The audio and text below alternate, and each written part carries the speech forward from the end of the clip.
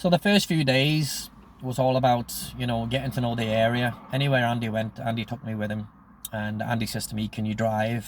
And I said, "Yeah, I can drive, And he goes, "All right, get in."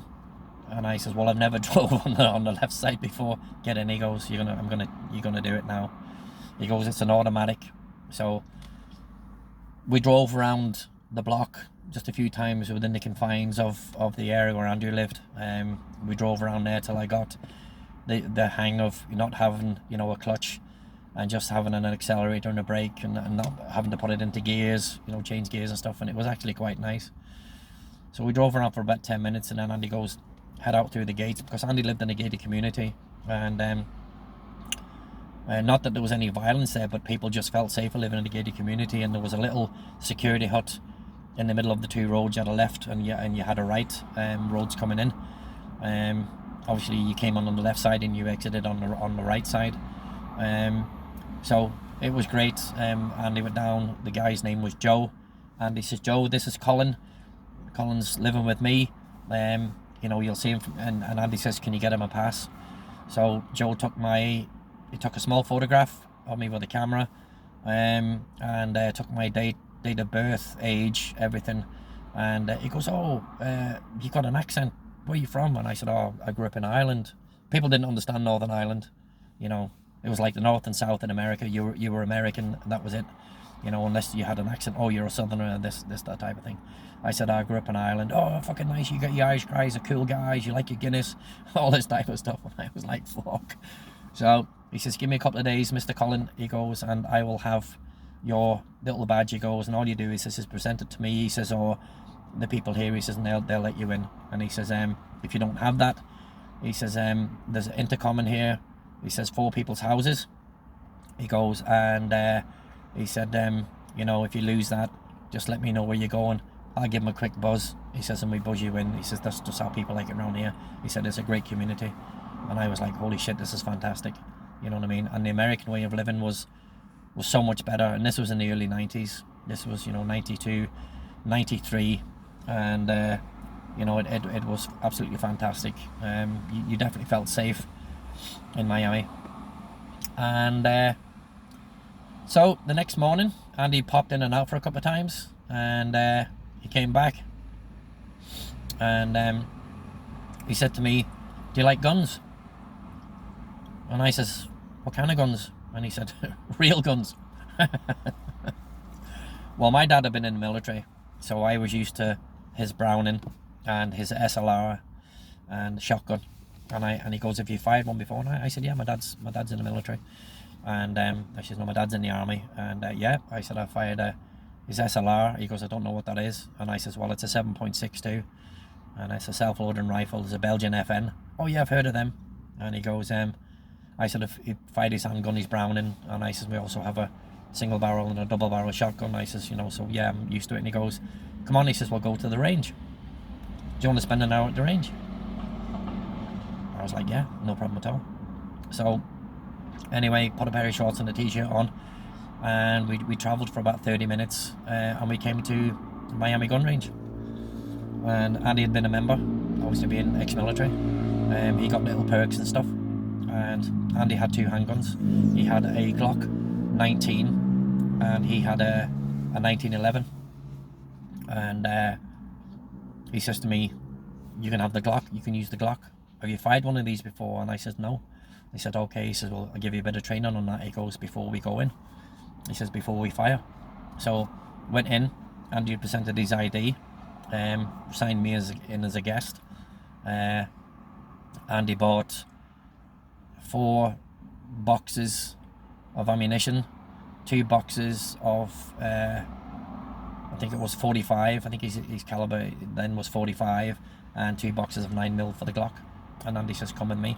So we got some earphones. He took me down. He took me into a range, into one of the little ranges with loads of tables and little partitions, and targets that were just basically in front of us. A black target with loads of small circles in the middle, in the very center of the sternum of the was a 3-inch red dot, and also there was a 2-inch circle in the head. And Andy goes, "Those are the targets that we're going to be shooting." And he goes, now, he says, the 9mm, he says, the Glock packs a kick. So Andy showed me how to use it, how to hold it. He says, put your hand here, put your hands over the Glock, he says. Have your finger, he says, your finger trigger off the trigger, he goes, and just up on the guard. He goes, put this thumb against the bottom slide, and put this thumb, he goes, over the top of your other thumb. He says, don't let it hit the slide. He says, it'll pull your thumb back and break it. He says, squeeze it nice and easy. He says, you'll see on the trigger, there's 2 triggers. There's a small trigger sticking out, and one on the trigger. He goes, that's your pull. He goes, don't pull it like this. He says, put it here on the pad. Don't put it in the crook of your finger, because you'll pull this way, you'll pull that way. So he explained all the technicalities of it, and he goes, before you fire the trigger, he goes, take first pressure. He says, pull the trigger back, he goes, and you'll feel it stop. That's first pressure. The 2 sides at the back, he goes, make sure the front side, the little white dot, he goes, is lined up with the 2 dots at the back, so they sit in and they're all level. And I said, right. And he goes, look at your target, look at the dots, look at your target, look at the dots. He says, and when they're lined up, he goes, look at your target. And he says, and when you are ready to fire, he says, take a nice breath, exhale, he goes, and squeeze. Don't jerk, he goes, squeeze. You know what I mean? And he says, that slide will come back, the round will eject, it'll put another round into the chamber, he says, into the barrel. He goes, and you'll be good to go again.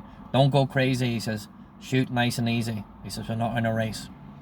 And there was 50 rounds in each box, so I had 100 and he had 100. And Andy says, I'll be right next to you here. He goes, he says, when your magazine is empty, he said, it'll hold 19 rounds, his Glock 19. When your magazine is empty, he says, the top slide will come back, he goes, and it will stay back. That means it's empty. This little button here ejects your magazine. Hit the button, eject the magazine, take another magazine, slap it in, and see that little button there? Press that button. That'll push the slide forward, and it'll put a round into your barrel. He goes, into your chamber, and you'll be ready to go again. Take your time. So Andy pushed the targets out to 5 meters and stopped.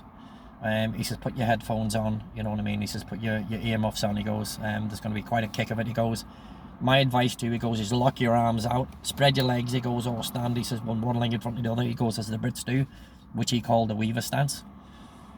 And the other one was basically a triangle, which they call the isosceles stance, legs open, lean forward, hands out. He says, bring the weapon up to your eye, don't bring your head down, he says, so slightly. He says, bring it up, he goes, and then bring your head down, he says, until, you know, you're lined up, he goes, with the 2 sides, the front sight and the back sight. He goes, and just have a good time.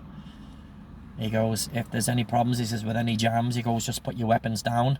He says, put your Glock down, Col, and step back. He says, and just fold your arms. He goes, and I'll see you. He says, and I'll come over. He says, I'll just be next door. He goes, I'll come over. He says, and we'll fix the he says, the problem if there's a situation. I was like, my fucking heart was pounding. My heart was just absolutely pounding like a drum. I couldn't wait to start shooting. And I was so excited. My first fucking 3 rounds just kind of, instead of getting center, they just kind of went top and bottom, like, you know. And he just looked at me, and he stepped out, and he just goes to me, slow your breathing, take your time. And that was it. So, did exactly what Andy did, held the gun. He says, push, he says, push slightly, goes, Col. He says, with your hand, he says, that's on the butt. He says, and pull slightly, he goes, with the hand, he says, that's over your fingers on the guard. He says, push and pull slightly, he goes, it'll steady your gun more. He says, don't pull it, he says, to the point where you're shaking. He says, like this here, he says, you'll just go all over the place. He says, and just take your time. I did exactly that. I did exactly what Andy said. Slowed my breathing. I took my time. And then suddenly, all my rounds started to group within about 4 or 5 inches of each other. You know what I mean? Andy's was going straight into the red, and they were hitting through each other. Andy was an incredible shot at 5 meters, you know, 15 feet. You know, Andy was explaining that, you know, sometimes a lot of gun battles, he goes, with pistols are that distance away. You know, a lot of the ones that he'd experienced in Vietnam and as a soldier in other countries. Andy, you know, had, you know, been in quite a few situations where, you know, he'd had to pull and defend himself and defend other people. So Andy, he was very good. And yeah, slowly, over the 100 rounds that we fired that day, my groupings got better and better. And Andy and I would then make it, Andy went to the range twice a week. So it then got to be a routine for me and Andy that him and I would go to the range twice a week. And yeah, it was an absolutely amazing feeling. And You know, Andy loved his guns. He was a member of the NRA, the National Rifle Association, and yeah, another achievement for me was going to the range. And I even went to the range a couple of times on my own. The people got me to know me there quite well. They knew that I was a guest. They knew that I was Andy's guest. They gave me my own ID because they see me there frequently. I had went to the DVA, and I had also done my American driving license, whereas back then you didn't need a national social security number. So I went with Andy. I got a small booklet. I read the booklet for a few days. Andy took me to the DVA. I'd be using his car, which I was used to driving, and I got very good at driving on the roads, parking, you know, 3-point turns, navigation, stopping, you know, at roundabouts, stopping at junctions and all this type of stuff. And I was driving very, very well. And Andy goes, we need to get you your driving license. He goes, and once you get a driving license, call, a lot more will open up for you. So a couple of months into living with Andy, and going up and down to Mexico and stuff, I got my driving license. I went. First thing I did was they measured my eyes. They knew that I, you know, had been wearing lenses, so that was on my license. I locked in and I could see the dots and everything. These little things in your eyes, and those are when you go to an optometrist. And so kind of went from there. And then it was 25 questions on a small computer. For each one that you get wrong, they give you an extra one. They allowed you to get 4 wrong, and then you failed. I got 25 out of 25. It was very, very simple. So once I had done my computer test, the lady said to me, would you like to come back and do your driving? And I says, what do you mean? She goes, well, most people just come and do the test. She goes, get their eyes done, you know, pass do the test and come back. And I says, no. I says, can we do it now? And she was like, you want to do it now? And I said, yeah, okay. So my driving test in the States was, I got into Andy's vehicle, checked the windscreen wipers. She stood out at the front, checked the wipers were actually working, had water in them, checked that they actually cleaned the front and back screen, checked that his indicators were working, checked his high beams, low beams, checked his brake lights, checked everything was working, and then got in. And she said to me, do you see the white box over there? Yes. Pull into the box and parallel park. I said, okay. Drove over, pulled in. She got out and she checked the distance with a tape measure from the wheel of the car to the footpath, and it had to be between 12 and 18 inches, and I was 11 inches from the footpath, and that was perfect. That was my first part of that driving test. And so that was that. I then drove out to the main road, stopped, checked, took a left, went up over a small bridge down into a small community, which came to a crossroads. I checked everywhere, drove on forward. She set the speed up and then to do a controlled brake. So I sped up. I did a controlled brake, and then she said reverse. I reversed, looking over my shoulder. I reversed back about 30 feet, stopped, drove back to the driver's license, the DVA, and passed my test. So that was my driving test that had been passed, and I was just literally over the moon that had happened.